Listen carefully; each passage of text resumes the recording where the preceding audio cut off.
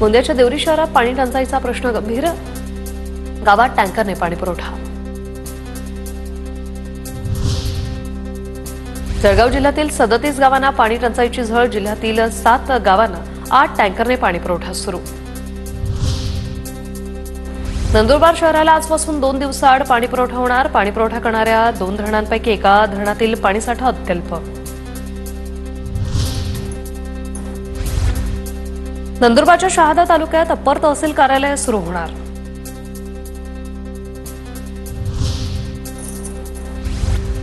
दौंडच्या दहिटणेमधून बिबट्याने 11 महिन्याच्या बाळाला उचलून नेल्याची घटना।